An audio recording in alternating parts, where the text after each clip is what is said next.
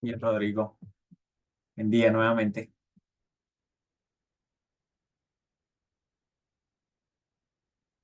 Tenemos unos minutos.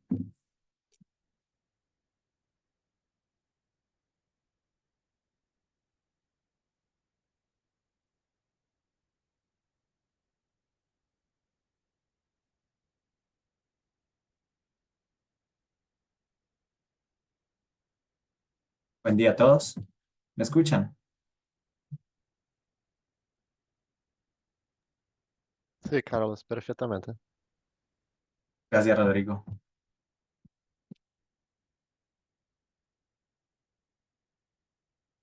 A todos los asistentes, buen día. Muchas gracias por estar presentes en esta sesión. Vamos a esperar un par de minutos para terminar de que otros participantes se puedan unir. Unos 3 minutos, por favor.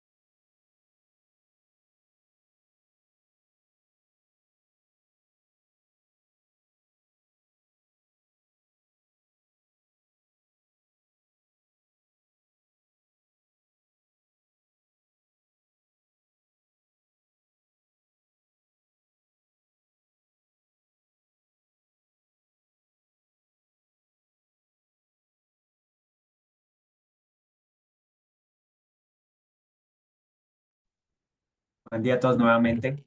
Muchas gracias por asistir a este espacio. Mi nombre es Carlos Andrés Fagua, soy coordinador de operaciones de PATEC Colombia. La idea de este webinar es presentarles las prácticas que son adecuadas para mejorar estos tiempos de atención de fallas y de detección de fallas en nuestras redes DWDM.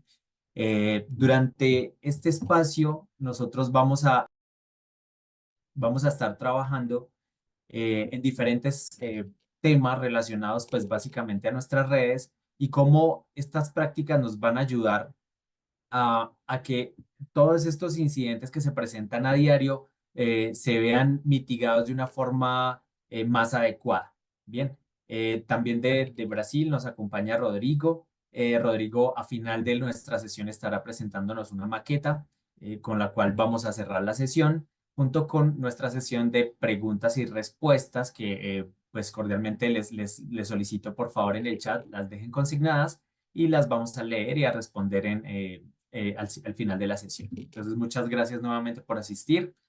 Vamos iniciando. Realmente, ¿cuál es la idea de este webinar? Básicamente, empezar nosotros desde la parte del despliegue de las redes a mostrarles a ustedes cómo podríamos llegar a que ese MTTR, que es un parámetro de estadística sobre la falla que está relacionado con la confiabilidad de las redes, se vea disminuido y que la percepción de la calidad de servicio que nosotros como proveedores o como ustedes como carriers van a tener sobre sus clientes finales. Entonces, estas son las etapas normales de un despliegue de una red. Eh, Todas las redes de telecomunicaciones, por su naturaleza, por sus componentes, son susceptibles a fallas y nosotros siempre debemos implementar protecciones en estas redes para mitigar los tiempos de falla y aplicar algunas medidas adicionales que nos permitan que nuestros servicios estén al aire la mayor cantidad de tiempo. Bien, entonces nosotros tenemos en las redes de WM, nuestro medio de transmisión es la fibra óptica. La fibra óptica, para no extendernos, pues tenemos la que es terrestre y la que es submarina. La que es submarina no la vamos a tocar acá porque realmente es un mundo completamente diferente y vamos a enfocarnos en nuestras redes terrestres. Bien, nuestras redes terrestres pueden ser desplegadas de tres maneras. Sabemos que la más común es por los postes vía aérea, por las torres de energía de alta tensión, pero también tenemos fibra que puede ser subterranizada mediante pues canalización y cada uno de estos tipos de despliegue presenta sus propios riesgos, ¿no? La mayor parte de la fibra pues que contamos en Colombia es desplegada de forma aérea por los postes y es susceptible a vandalismo, a cortes, a fenómenos naturales y esto afecta directamente nuestro MTTR. Bien, nosotros no solamente nos debemos enfocar en realizar un tendido externo adecuado, sino que también tenemos que procurar que internamente nuestras instalaciones sean adecuadas. ¿Por qué? Porque al tener unas instalaciones internas ordenadas, nosotros vamos a permitirle a las personas que trabajan en conjunto con los centros de gestión y con la atención de fallas localizar rápidamente los posibles puntos de falla y realizar medidas correctivas. Entonces aquí podemos observar básicamente las imágenes de cómo sería un despliegue interno adecuado, ¿sí? Una organización de fibras, un marquillado adecuado de nuestras conexiones y en la parte inferior podemos observar prácticas que no son recomendables dentro de los tendidos de los sistemas de comunicaciones en las salas de telecomunicaciones. Aquí podemos ver pues básicamente el desorden y las probabilidades de falla, cómo se incrementan al cruzar cables eléctricos con cables ópticos y marquillas que están realizadas básicamente solo a medida de las personas pues que las realizan, ¿sí? Escritas pues con un esfero y sobre cinta. Entonces, este tipo de prácticas no son adecuadas y esto al final de nuestra operación y de nuestra atención de fallas nos va a impactar en los tiempos. Entonces, hablemos un poco de los conceptos que son importantes para nosotros poder determinar la confiabilidad de la red. Entonces, las métricas que nosotros utilizamos para medir estos tiempos de confiabilidad, de disponibilidad de la red, son el MTTR, el MTTF y el MTBF. Entonces, nosotros nos vamos a enfocar en el MTTR porque realmente es el tiempo en que nosotros nos tomamos desde que la falla ocurre y hasta el momento en que es reparado el fenómeno o la anomalía. Esto puede estar aplicado no solamente a la fibra externa, sino a los componentes internos de nuestra red de transmisión. ¿Ok? Es muy importante que nosotros llevemos estas estadísticas para que nosotros tengamos un concepto adecuado de qué tan confiable es nuestra red. ¿Sí? Estos, Diana. Carlos, no se está viendo el paso de las diapositivas. Ay, disculpa, Caro.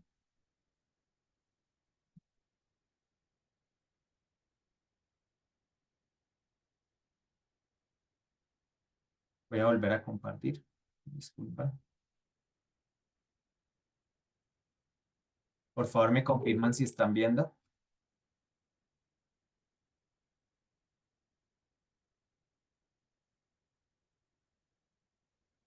Sí, gracias, Dani.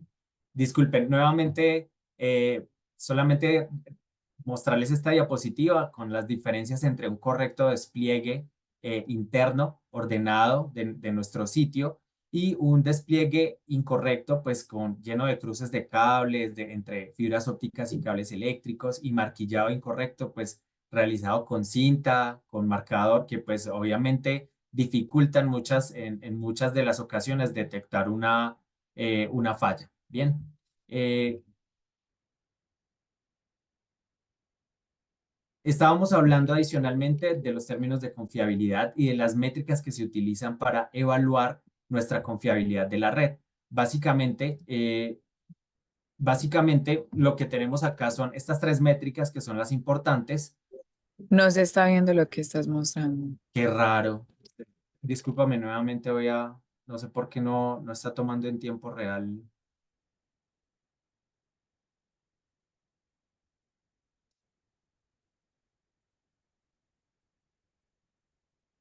Por favor, me confirman si se ve el cambio.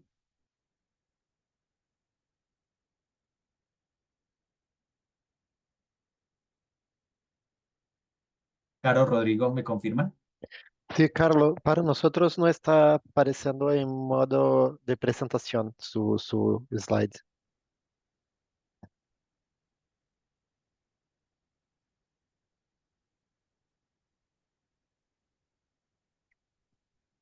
Ok, voy a intentar. Sí, ahora cambió el slide, pero no está en modo presentación.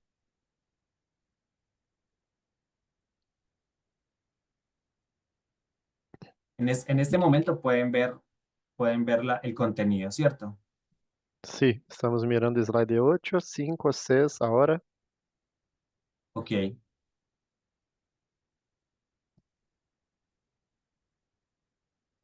pero cuando Sí, pones en ¿sí vieron? modo presentación no cambia, no cambia. Extraño. Muy bien. Vamos a dejarlo de esta forma para poder continuar, porque si no vamos a agotar el tiempo y no vamos a lograr abordar el contenido. Eh,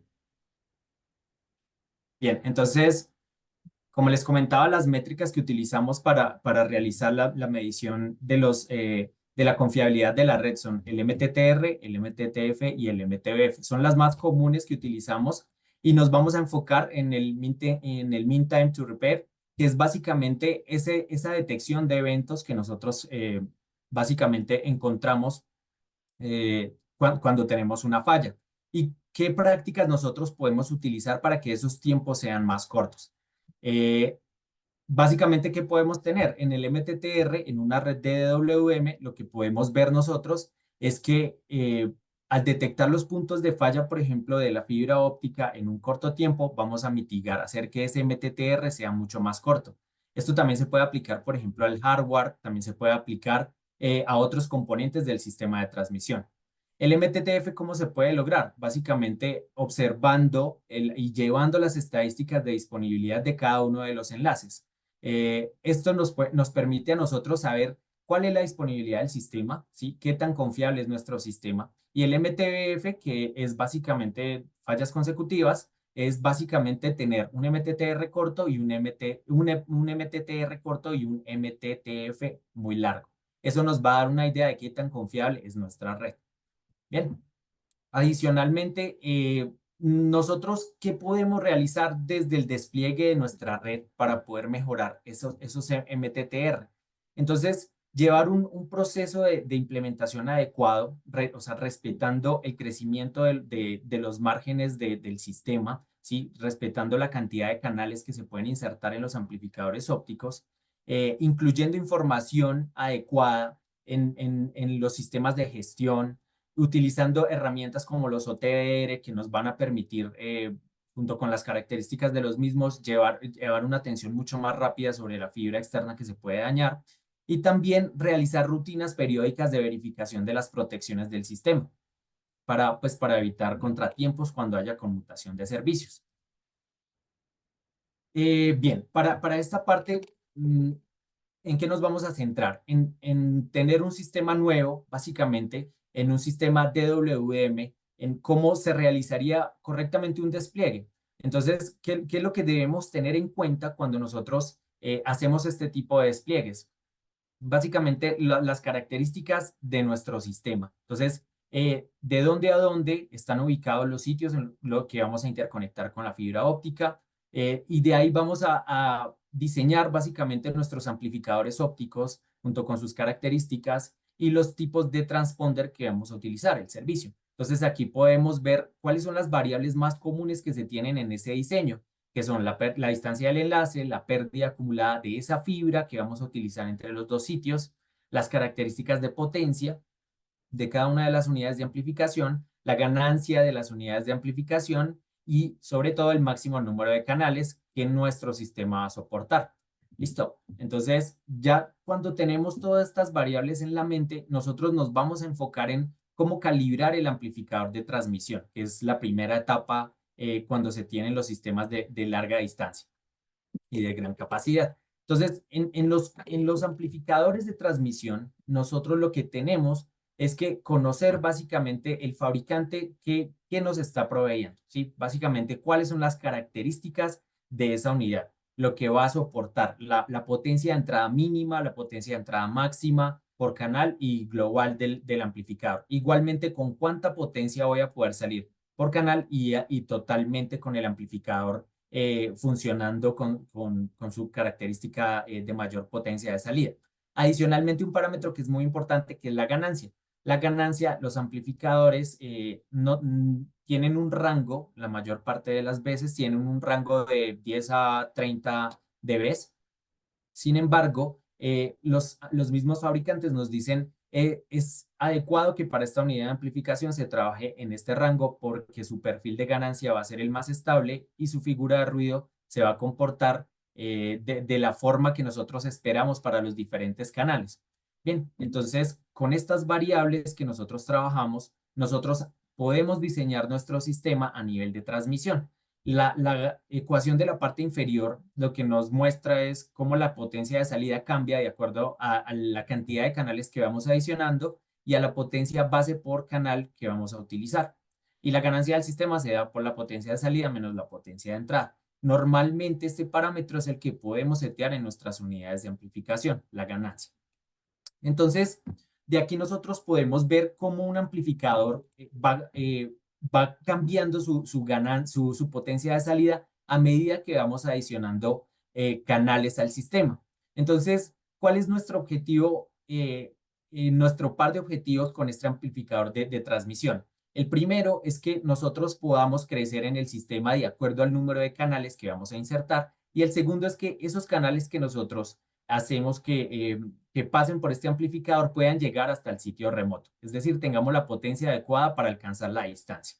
Bien, entonces aquí en esta tabla nosotros podemos ver que básicamente a medida que incrementamos la potencia de salida del sistema por canal, vamos a tener una limitación en canales. Entonces, si lanzamos todos los canales con una potencia de 0 dBm, vamos a poder tener un sistema de 80 canales con un amplificador de 18 dBm. Pero a medida que incrementamos el número de canales, vemos cómo se reduce el margen de expansión, que es básicamente el número de canales que podemos hacer pasar a través de ese amplificador. Entonces vemos que a medida que incrementamos, por ejemplo, el amplificador de 18 ya no nos alcanzaría sino para una cantidad de 8 canales.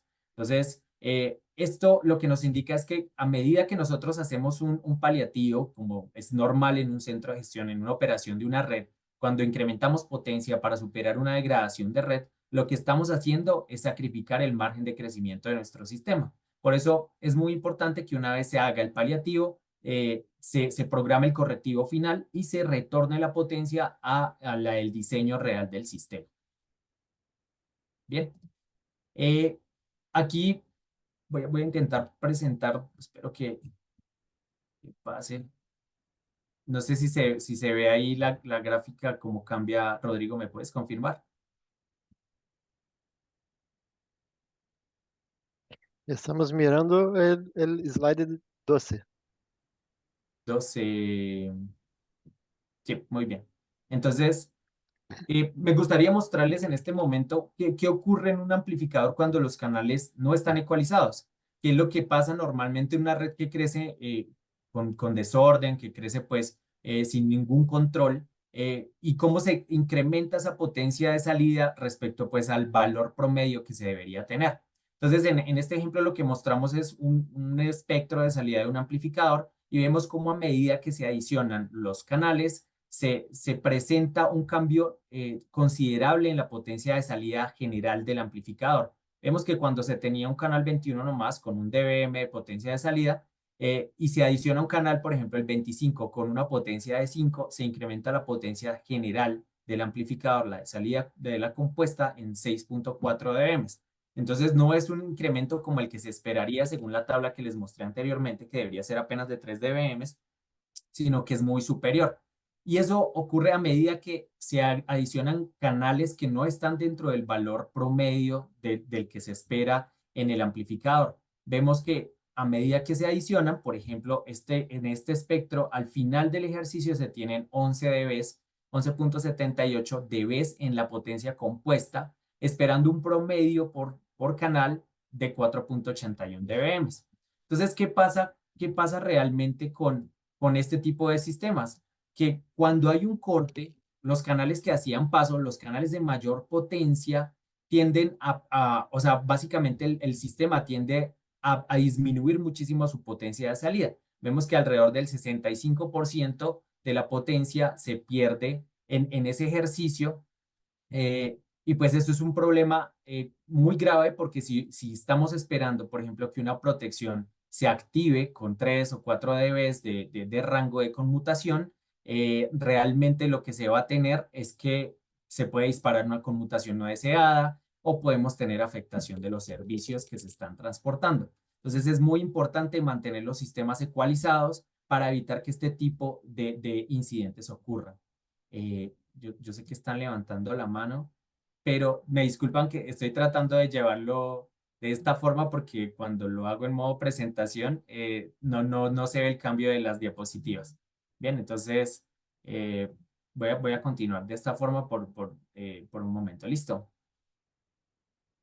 Eh, Ahora bien, ¿qué se tiene con respecto al amplificador de recepción? Porque no todo se puede centrar en la transmisión. Normalmente calibramos en la transmisión, pero se nos olvida que tenemos un amplificador en la recepción que también necesita de un setup adecuado. ¿Cuál es el objetivo de esta unidad? Básicamente que las pérdidas internas del sitio, los componentes internos que generan una pérdida, puedan ser sobrepasados por ese canal que viene acá. Básicamente que nosotros podamos entregar hacia el transponder la potencia que necesitamos para que él funcione adecuadamente, que esté dentro de su rango de sensibilidad o de saturación, que es como el valor que nosotros esperamos. Pero no solo eso, sino que nosotros también tenemos que tener en cuenta que puede ser que hayan canales que hagan paso y que estos canales van a tener que tener unas características muy similares a los canales que se van a subir o a hacer hacia el sentido siguiente. Entonces, tenemos que calibrar de tal forma que los valores de potencia con los que pasan los canales, como los que se desagregan, sean permitan que el sistema siga calibrado en la siguiente etapa. Entonces, no solamente es que él pueda recuperar ese canal que viene desde el sitio remoto, sino que él también pase de la forma adecuada. De ahí que es necesario utilizar amplificadores de alta ganancia, de baja ganancia, dependiendo del diseño del sistema. Bien, pero en los sistemas de transmisión modernos, ¿nosotros qué tenemos? Nosotros podemos tener distancias muy largas donde no nos va a ser posible tener sitios repetidores o sitios amplificadores intermedios. En ese tipo de casos se utiliza amplificadores como los amplificadores Raman. Entonces los amplificadores Raman, por su naturaleza, ellos bombean alta energía hacia la fibra óptica y utilizan la misma fibra óptica como medio de ganancia. Sin embargo, cuando se tienen estos elementos, se deben tener cuidados al hacer la revisión y a encontrar los puntos de falla. ¿Por qué? Porque básicamente al tener esa alta energía, al manipular, nosotros podemos encontrarnos con algunos problemas durante esa manipulación. ¿Qué debemos tener cuidado nosotros para evitar que ese tiempo de recuperación sea muy prolongado? Es muy común que en los enlaces Raman pase esto, pero entre la manipulación sea más adecuada, los tiempos de recuperación van a ser mucho más cortos. Básicamente nos debemos enfocar en qué, debemos utilizar los conectores de alta potencia adecuados para evitar que la energía que se refleja hacia la unidad Raman sea muy alta y se pueda dañar tanto el patch core de alta potencia o el patch core que se está utilizando como la placa. Bien, eso es muy importante. Adicionalmente, es muy recomendado utilizar OTDRs para validar los 20 primeros kilómetros, que es la zona donde el amplificador Raman obtiene su mayor ganancia. Entonces, se deben realizar trazas con los OTDR para que nosotros podamos determinar si esa zona nos va a generar una muy buena ganancia en el sistema. La mayor parte de los fabricantes lo que recomiendan es que dentro de los 20 primeros kilómetros no hayan eventos superiores a 0.2 dBs o acumulados en los 20 primeros kilómetros superiores a 3 o 4 dBs. Entonces, es muy importante realizar estas verificaciones. Y también para el cuidado del sistema es adecuado mantener los thresholds de validación, es decir, en donde nuestro sistema se debe apagar para proteger tanto la fibra externa como la salud de las personas que manipulan estos elementos de alta potencia. Es un láser que está muy concentrado y que puede llegar a causar lesiones, entonces es muy importante que se establezcan estos rangos de forma adecuada. Sin embargo, actualmente las placas tienen bastantes medidas de protección para evitar pues, que una mala manipulación cause accidentes. Bien. Dentro de los elementos que nosotros deberíamos tener al manipular láser, placas Raman, es muy importante que las personas puedan tener estos microscopios ópticos. ¿Por qué? Porque básicamente la mayor parte de problemas que ocurren durante la manipulación con Raman ocurren por suciedad, por una mala manipulación o por suciedad en los conectores o los enfrentadores que se utilizan en el sistema. Aquí podemos ver ejemplos de cómo se ve con el microscopio óptico una mala práctica de limpieza de los sistemas, de los patch cord. Entonces aquí vemos cuando se utiliza la ropa, por ejemplo, para limpiar el conector, o personas que utilizan saliva, no sé si eso sea cierto o no, pero pues esta es la imagen de lo que se ve. Y también cuando se utiliza una práctica que es un poco arriesgada, no incorrecta, pero es arriesgada, y es utilizar alcohol isopropílico. El alcohol isopropílico se almacena normalmente dentro de esos conectores que vienen protegidos, que son especiales, como los E2000 o los LX5, y se crean gotas pues, de alcohol que se pueden calentar con el láser y pueden quemar pues, los componentes del sistema. Y finalmente, cómo se ve una fibra que está correctamente limpia con un paño de limpieza adecuado, los papelitos cuadraditos que nos envían a sitio, ¿sí? Esto es muy importante, y realmente realizar una buena limpieza de estos patch cord y de estos enfrentadores puede disminuir muchísimo los tiempos de atención de fallas, sobre todo en estos enlaces Raman. Perdón, en la siguiente tabla nosotros podemos encontrar por qué es importante utilizar los conectores adecuados en estos enlaces de alta potencia. Básicamente podemos ver que su principal característica es cuánta luz se refleja hacia la fuente. Entonces vemos que al final en los conectores de tipo APC, vemos que apenas el 0.001% de la energía es retornada hacia la fuente. Inclusive puede ser menor cuando se utilizan conectores de tipo LX5 o E2000, que son los de alta potencia. Entonces, si evitamos que esa energía se refleje hacia la fuente, vamos a evitar pues, daños en las placas de amplificación Raman, y además vamos a cumplir con las normas que nos piden nuestros fabricantes, cuando nos dicen: yo no espero ver un evento mayor a 0.2 o a 0.1 dB en los empalmes o en los siguientes eventos que se presenten dentro de los 20 primeros kilómetros. Entonces, de ahí la importancia de utilizar este tipo de conectores. No significa que no vayamos a poder trabajar con un PC o con un PC, sino que vamos a tener que tener muchísimas más precauciones con este tipo de elementos que con los conectores APC y de alta potencia.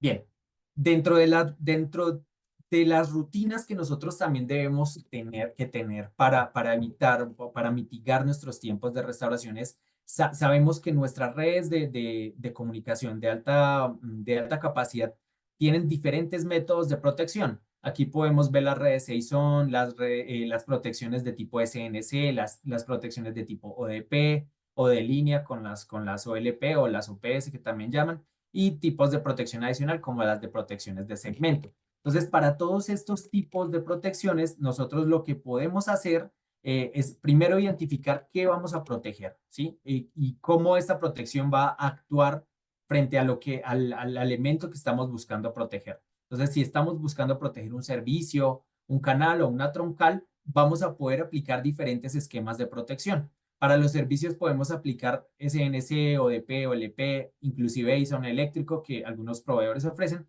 Y para canales podemos tener ODP, OLP, ASON de segmento, y para troncales OLP y ASON. Entonces, cada una de estas protecciones es muy importante que como operadores de red y como actores de los sistemas de telecomunicaciones estemos haciendo un censado y estemos haciendo rutinas de verificación de esas protecciones. Es muy importante que se haga. ¿Por qué?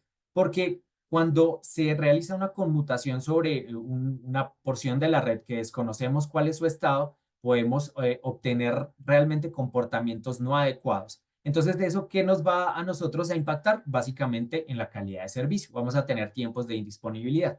Entonces, ¿qué nosotros debemos llegar a hacer para poder tener un comportamiento adecuado en estas protecciones? Estar básicamente, perdón, están levantando la mano. Diana, Dani, Jan, ¿los escucho?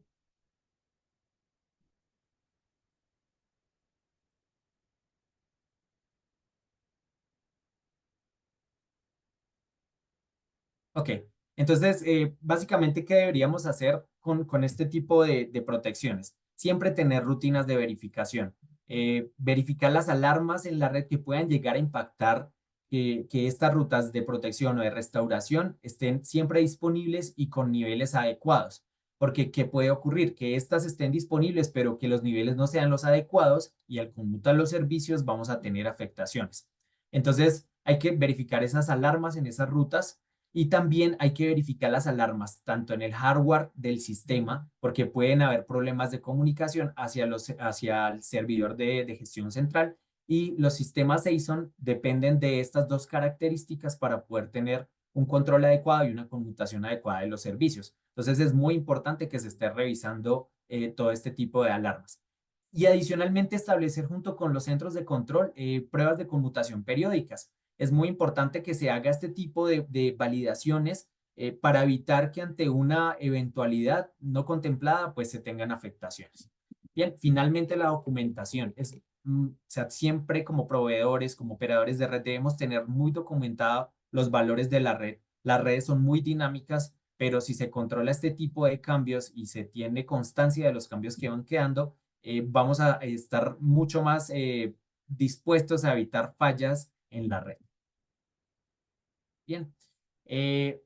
Otra de las prácticas que nos puede ayudar a nosotros a mitigar estos tiempos. Esto ocurre muy a menudo en todos los proveedores y en muchos operadores, y es el aprovisionamiento y la documentación de los servicios en el sistema de gestión central. Los sistemas de gestión central actualmente permiten el almacenamiento de muchísima información, de la construcción completa de los circuitos, de por dónde está yendo el circuito, si está en una ruta de protección o en una ruta de restauración o está por su ruta principal. Entonces, es muy adecuado que se construyan todas las conexiones lógicas, que se incluya toda la información de marcación posible. Cuando se tienen esquemas, por ejemplo, de lambda alien sobre la red, es muy necesario que se marque las interconexiones hacia filtros de otros proveedores para que en el momento de una falla, nuestro centro de gestión, nuestros operadores de red puedan identificar hacia dónde están yendo estas conexiones y que se sepan por códigos de servicio, por otro tipo de marcación, qué es lo que está siendo afectado en ese momento. Bien, la mayor parte de proveedores nos permiten agregar descripciones en las placas, en las mismas conexiones lógicas que se realizan, todo este tipo de detalles, y es importante que se aproveche este tipo de marcación. Finalmente, me gustaría mostrarles sobre cómo los OTR de nueva generación nos van a ayudar a mitigar esos tiempos de falla. Entonces, nuestros OTR realmente han evolucionado de ese equipo que llevaban las personas en sitio, con el cual se conectaban y que teníamos que confiar básicamente en la experticia de cada uno de ellos para poder hacer una medición correcta de los eventos en la fibra. Ahora, ¿qué tenemos? Tenemos equipos que están integrados a los centros de gestión, donde estos mismos equipos están haciendo una detección en tiempo real, realizan la notificación a los equipos que sean necesarios, ya sea el equipo de recuperación de fibra o al centro de gestión, y adicionalmente nos permite llevar un control de esas eventualidades junto con otras características adicionales. Entonces, estos equipos han evolucionado básicamente para permitir que estos tiempos se mitiguen y que sobre todo las reparaciones sean lo más adecuadas posibles. Pero ¿qué debemos tener en cuenta nosotros cuando elegimos un OTDR? Básicamente, hay tres parámetros que son los más importantes a nivel de operación cuando se elige un OTDR. Primero, su rango dinámico. El rango dinámico es básicamente la cantidad de dBs que él va a poder sortear de atenuación de la fibra externa. Entonces, no se mide por distancia porque se tiene una concepción errónea del uso del OTR, porque el OTDR dice que mide 200 kilómetros, entonces se espera que mida 200 kilómetros y no es así. Realmente su limitación está dada por su rango dinámico. Y adicionalmente, ese rango dinámico cambia de acuerdo a la forma en que se está utilizando el equipo. Es decir, si lo estás utilizando sobre una red en servicio, va a tener un rango dinámico menor a si lo estás utilizando sobre una fibra oscura. Y si estás utilizando, por ejemplo, redes de alta potencia, pues con amplificadores Raman como los que vimos anteriormente, va a tener un rango dinámico aún menor y todo esto tiene que estar muy bien documentado para evitar pues que las personas que están manipulando se lleven una concepción errónea sobre el funcionamiento del equipo. Adicionalmente, la longitud de onda con la cual trabaja, porque puede estar diseñado para aplicaciones diferentes y estamos utilizándolo para redes, por ejemplo, de larga distancia. Y un parámetro que se llama la zona muerta, que es básicamente esos primeros metros donde los eventos del OTDR no los alcanza a leer, ¿sí? Entonces, los OTDR que tienen una zona muerta muy larga pueden llegar a ser problemáticos, por ejemplo, para la caracterización de los conectores de los primeros kilómetros. Bien. Y a continuación vemos si vamos a integrar estos OTDRs a nuestros sistemas de gestión, qué características deberían tener mínimo y cuáles son las características ya avanzadas que deberían tener estos equipos y que nos permitirían a nosotros realmente impactar en nuestra calidad de servicio. Entonces, lo que podemos ver nosotros realmente es que las características bases son que realicen monitoreo de enlaces en servicio, es decir, que ya sea una red viva con servicios activos, que estos equipos nos reporten a nosotros alarmas de degradación, de cortes y de comunicación hacia los mismos equipos, y también que tenga la característica de programación de las mediciones, ya sean automáticas o sean periódicas, y que este tipo de programaciones pues se cumplan bajo ciertos requerimientos pues del centro de gestión. Adicionalmente, si ya queremos hacer o tener un equipo de mayor calidad, pues nosotros, ¿qué recomendaríamos? Que tengan manejo de históricos, bases de datos, georreferenciamiento de los trazados, pues para que las notificaciones que llegan a los equipos de campo tengan coordenadas, tengan sitios, tengan horas de ocurrencia, todo este tipo de información que es muy adecuado para que los centros de gestión mitiguen mucho más rápido estas fallas y también que tengan gestión vía web, que tengan gestión de perfiles, que tengan un nivel muy alto ya de software de gestión. Finalmente, antes de darle paso a Rodrigo, pues tenemos las conclusiones de cómo se beneficiaría el MTTR por la aplicación de estos equipos. Entonces, las notificaciones que generan estos software ahora tienen muchísima información, desde la hora de ocurrencia, el tipo de falla, la localización aproximada, no voy a decir que exacta, pero aproximada de acuerdo pues a la construcción del trazado en los archivos de seguimiento de coordenadas. Y adicionalmente, pues ya no vas a necesitar a la persona que se va hasta uno de los sitios donde hay un ODF a realizar medidas. O sea, vas a mitigar ese tiempo de desplazamiento que tiene la persona y ya lo vas a realizar desde un centro de gestión. Entonces, el centro de gestión también va a estar pendiente que la recuperación se dé de forma adecuada. O sea, ya no vas a confiar en que la persona que realizó la medida da el go, dice simplemente sí, ese evento ya pasa, sino que ya vas a tener cómo comparar mediante las curvas con las que se almacena en el sistema de gestión, que realmente la recuperación, la reparación de la fibra fue adecuada. Bien, con esto finalizo la parte inicial. Me gustaría darle el paso a Rodrigo, quien nos va a mostrar la maqueta de OTDR y luego continuaríamos con la sesión de preguntas.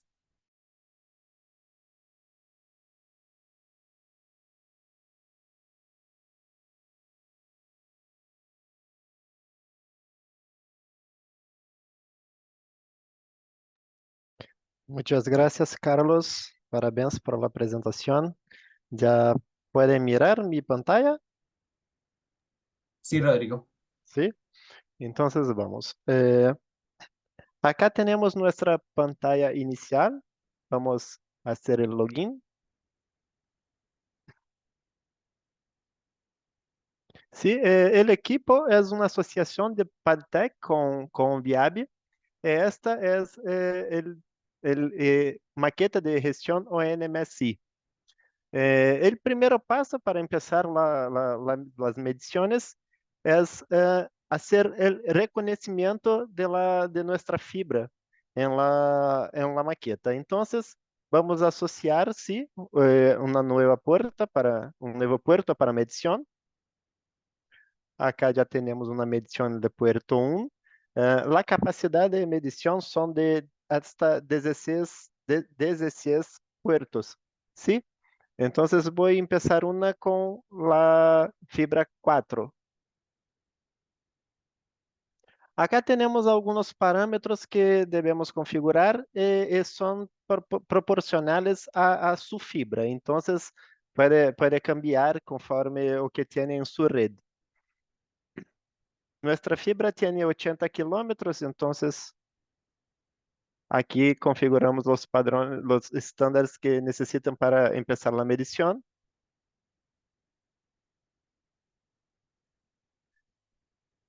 El link está siendo provisionado, sí, está rodando la adquisición de los parámetros.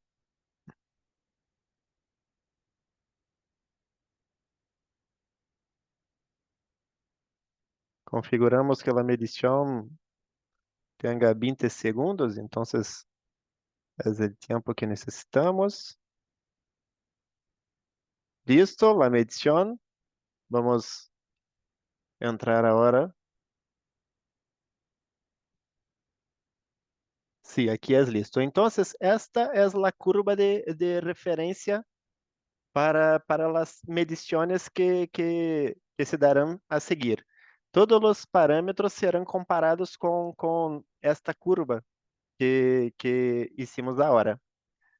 Para para los próximos testes, vamos pasar a la fibra 1, que tiene más datos para compartir con ustedes.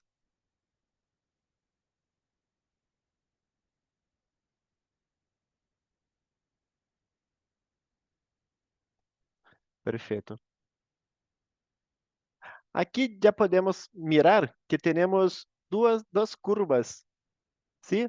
Las curvas están sobrepuestas porque por enquanto nuestra curva no tiene... Ah, perdóname, estoy en la curva 4. Yo voy a cambiar. Sí, retornando para la curva 1. Ahora sí. Entonces, como hablé, tenemos dos curvas, sí, sobrepuestas, porque no tenemos ningún evento en nuestra red, pero los pueden confirmar que tenemos dos mediciones porque tenemos una medición en azul y otra en gris, como es posible mirar en fin de la medición. Acá. Ahora, tenemos también el gráfico referenciado, como habló Carlos. Vamos a subir el archivo KMC para tenermos el camino también que nuestra fibra hace en el mapa.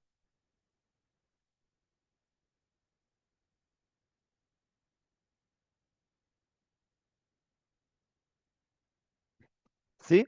Ahora entonces ya podemos mirar el camino que nuestra fibra hace acá en São Paulo con la medición. Ahora vamos a hacer un comando para que puedan mirar también lo que ocurre cuando hay un evento en nuestra fibra, ¿sí? En cuanto el comando es enviado, que lleva un ratito de tiempo, vamos a mirar aquí que tenemos también la posibilidad de mirar el gráfico de la red con las atenuaciones que ocurren a lo largo del tiempo.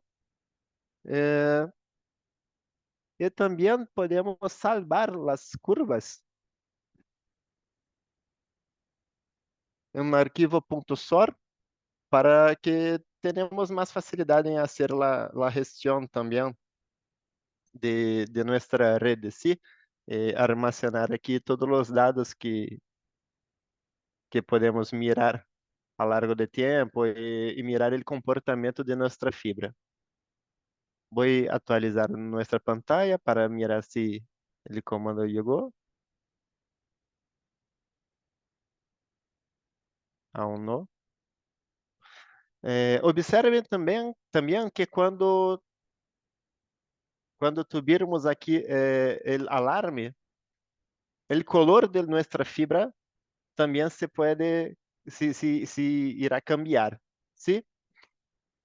A curva de referência e a curva de medição aqui estão como referência a curva azul e a curva gris como a medição atual. Estes parâmetros se pode também cambiar o color, se preferem, para facilitar que seja visto. ¿Sí? Ahora la curva de medición está en rojo. Voy a volver al gris, el estándar de la gestión.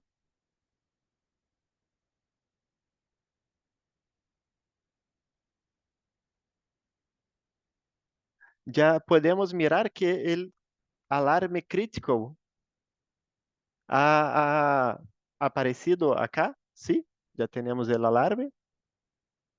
El gráfico lleva un ratito más para aparecer, ¿sí? Tenemos una atenuación. El valor de atenuación alto provocou fiber cut, ou rompimento, ¿sí? E a descrição nos mostra aonde ocorreu o corte, ¿sí? A 25 kilómetros de la estación donde está el equipo OTDR. Déjame actualizar novamente para que possamos mirar en la pantalla.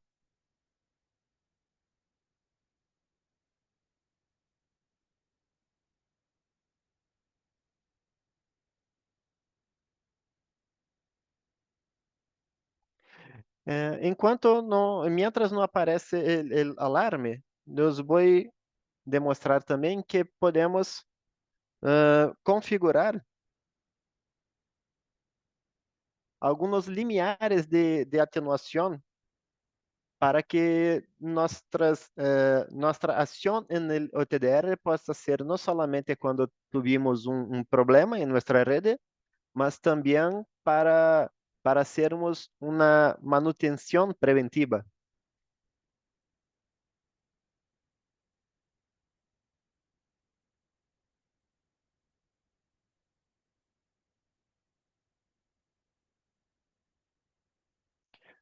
Sí, acá pueden ver que la atenuación nos permite que definir algunos valores de atenuação para recebermos o alerta de problemas que ocorrem. Então, podemos editar se queremos alarme minoritário, podemos definir que ele venga com 2 dB, por exemplo, ou mantenemos em 1. Com 3 dB de atenuação, podem mirar o cambio? Sim? Sí, Rodrigo, estamos mirando. Perfeito. Ou se desean também para o alarme majoritário, com 3 ou com 2 dB, como preferem. ¿Sí? Não vou cambiar aqui para não atrapalhar nosso teste.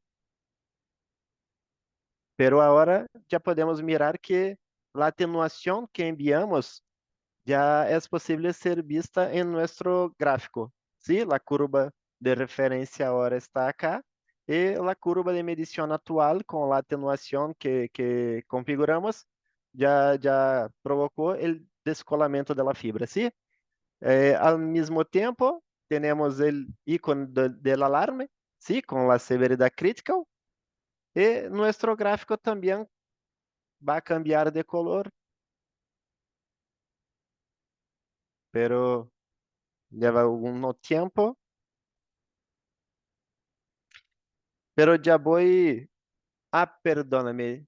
Estoy en la fibra 4. Yo voy a cambiar para la fibra 1.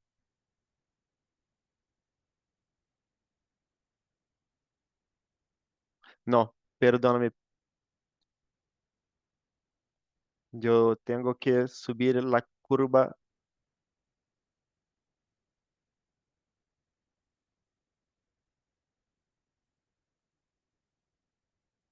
El gráfico no está en la fibra 4, está en la fibra 1, perdonen.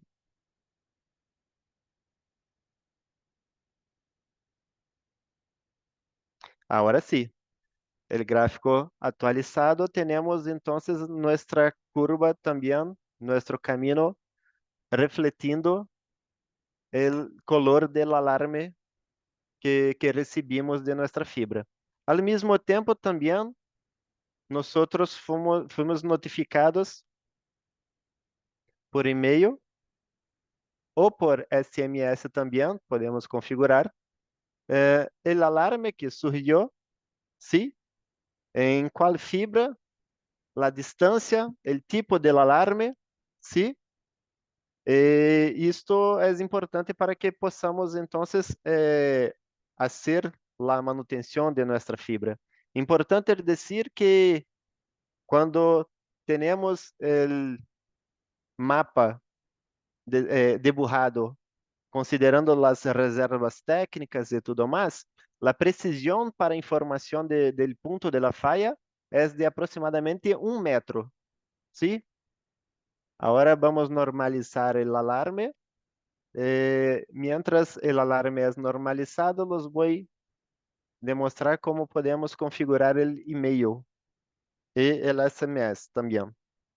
Entonces, clicamos en ONMSI, en Users. Acá tenemos las personas, los emails, ¿sí? Que van a recibir el notificación cuando ocurre el punto de falla. En Edit, podemos añadir aquí o email o SMS, ¿sí? Para então recebermos a notificação. Vamos mirar se temos a normalização da falha na rede.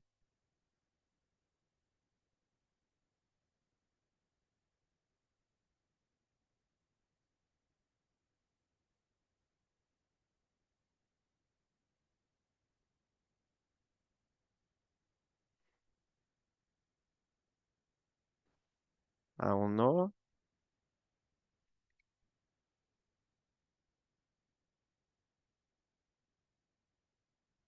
Les pido um instante porque leva um rato de tempo até que normalize a configuração. Pero podem observar também que no demostra nuestra gerencia solamente cuando tiene un rompimiento. También es posible mirar que cuando hacemos conexiones, ¿no? Los conectores, las fusiones en campo, también se reflete en el sistema de gerencia. Otro punto importante es que cuando nuestro técnico va a campo a hacer el reparo de nuestra fibra, antes que retorne a la estación, es posible adentrar en el sistema de gestión y validar que el reparo fue buen fecho. ¿Sí? Ahora ya no tenemos más la atenuación. Podemos mirar que la curva ya está sobrepuesta nuevamente. Vamos a guardar apenas que se venga a aclarar el alarme.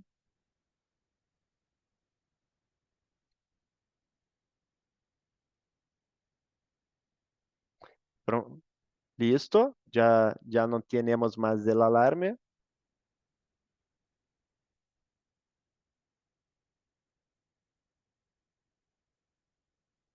E nuestra fibra volvió al color inicial. Da mesma forma que quando temos o e-mail informando que tuvimos um problema em nossa rede, também recebemos o e-mail com a limpeza do alarme. Agora, o Fiber Cut está normalizado e o alarme crítico foi limpo de nossa rede. Por hoje, era isso que nos gostaria de apresentar-los. E agora, se tem alguma dúvida, esté à vontade para aclarar con nosotros. Muchas gracias. Gracias, Rodrigo. Parabéns por la presentación. Gracias, Eh, Carlos. Mira, nos pregunta Sergio Joile, ¿tienen OTR sobre red en servicio en la longitud de 1550 nanómetros?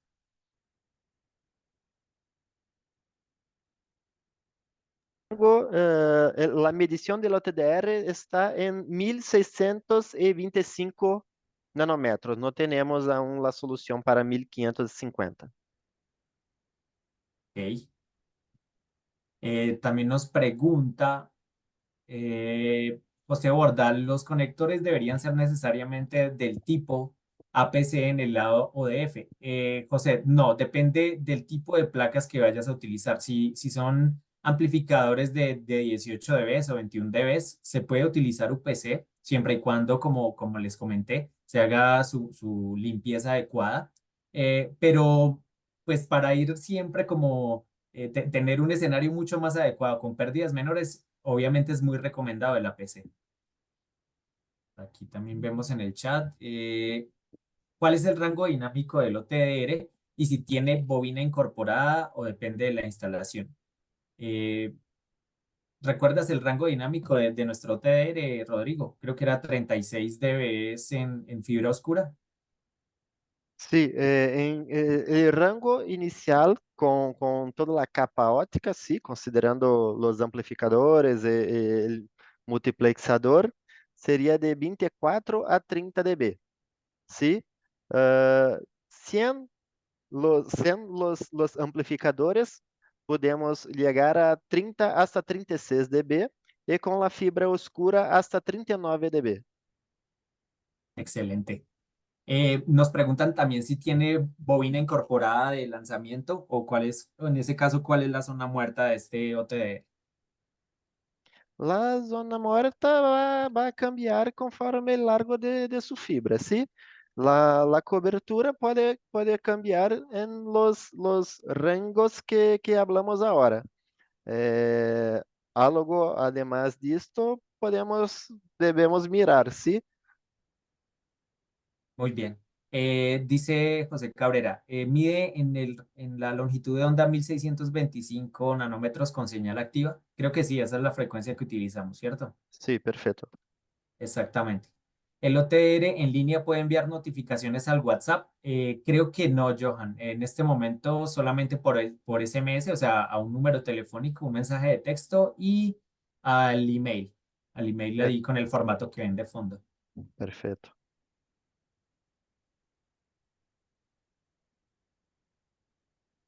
Eh, no sé si tengan alguna pregunta adicional. ¿Cómo afecta el amplificador Raman el desempeño del OTR? Sergio, realmente el Raman lo que nos hace es limitar el rango dinámico, nos hace que las medidas sean un poco más cortas que cuando no se tiene el amplificador Raman incluido pues, en el circuito de transmisión. Sí, perfecto, Carlos.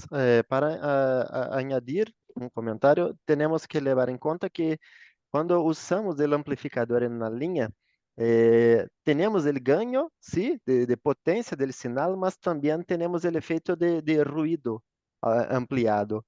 Eso es, como Carlos habló, el que provoca que tenemos una disminución del rango de cobertura.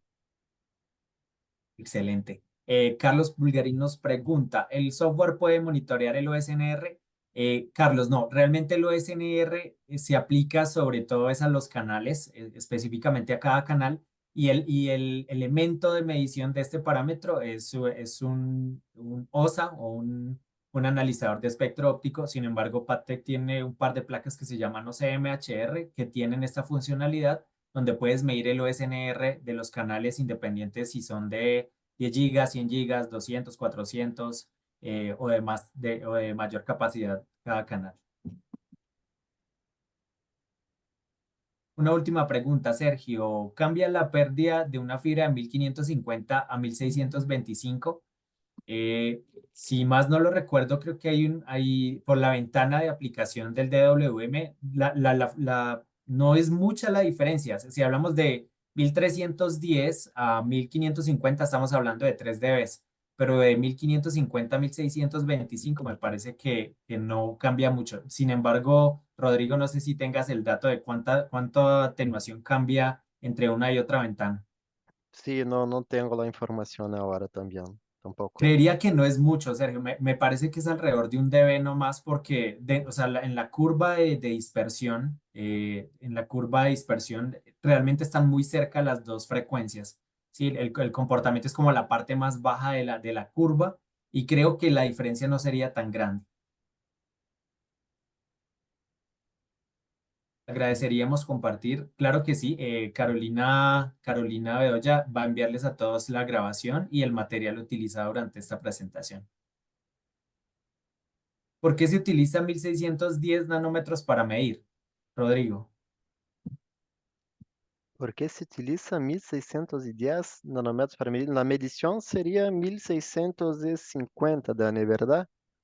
Eh, 1625, perdóname. Es un canal apartado para la medición, pero es una frecuencia apartada, pero el OTDR también hace la junción de los canales de datos con los canales de la medición, pero es un canal sin tráfego. Entonces es lo importante para que se hace la medición, que se haga la medición. Exacto. César Flores nos pregunta, ¿dónde se pueden instalar los OTR? Este tipo de OTR se pueden instalar en un rack, en cualquier centro de datos. Son normalmente unidades de una unidad de rack apenas, de alimentación DC, y pueden tener filtros de 8 16 hilos, y son gestionables, o sea, no tienen ningún requisito adicional para la gestión, simplemente comunicación hacia un servidor central.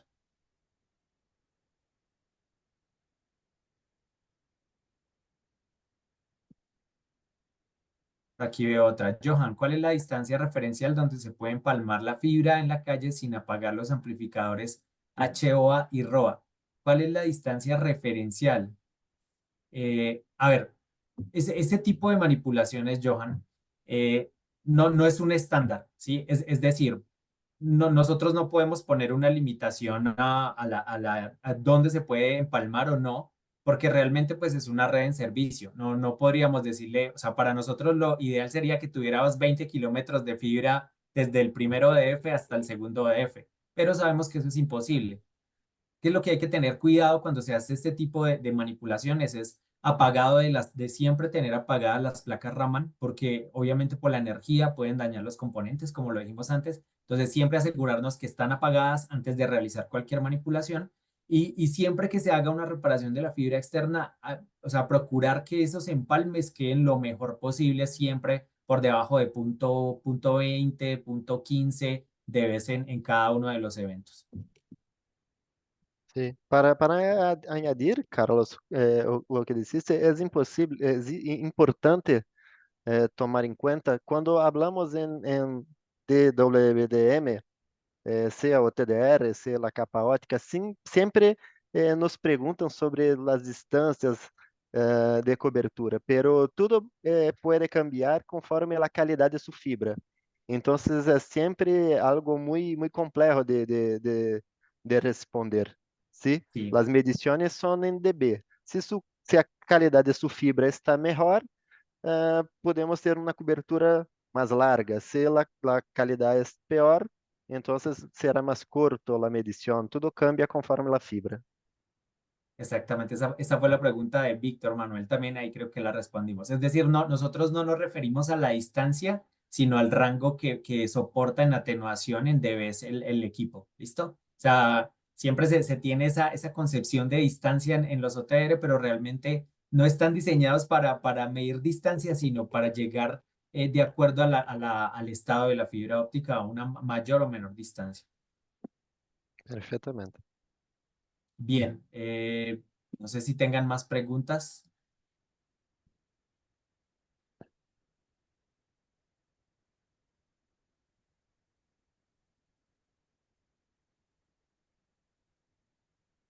Listo, bien, no sé, aquí creo que no. Darle las gracias a todos los asistentes. Esperamos que este webinar haya sido de su agrado, que se hayan llevado conceptos importantes de este pequeño cursito aquí de WM. Aquí, vea, aquí nos pregunta Emanuel, ¿cuál es la diferencia entre un RTU y un OTDR integrado? Realmente, realmente podría llegar a ser su rango dinámico. O sea, el OTDR eh, de por sí es un elemento que utiliza un multiplexor para poder mezclar las señales de los servicios de los servicios actuales con la señal de monitoreo. Entonces podría llegar a estar la diferencia en básicamente su rango dinámico. Sí, creo que yo sé que hay algunos proveedores que lo tienen dentro de placas específicamente, pero o sea, la diferencia real es esa, es decir, qué tan lejos voy a poder llegar, es decir, y qué resolución de los datos también. Adicionalmente, en qué plataforma los voy a integrar y qué herramientas les voy a dar. Entonces, realmente esa sería la diferencia, porque como tal el principio de operación es el mismo.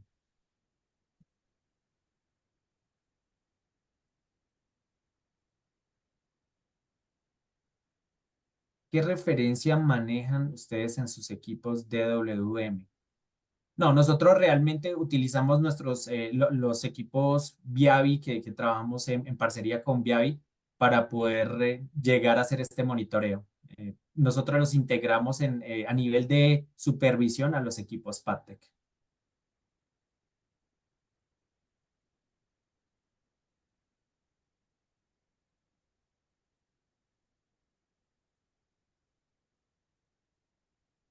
Bien.